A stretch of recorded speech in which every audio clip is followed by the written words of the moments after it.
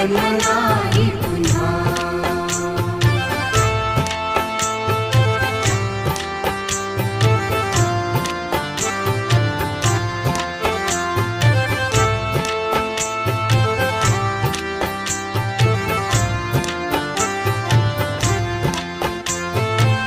हा जन्म आहे सद्गुरु कृपेचा, हा जन्म आहे सद्गुरु कृपेचा, हा जन्म आहे सद्गुरु कृपेचा। हरि ओम स्वामी समर्थ म्हणा,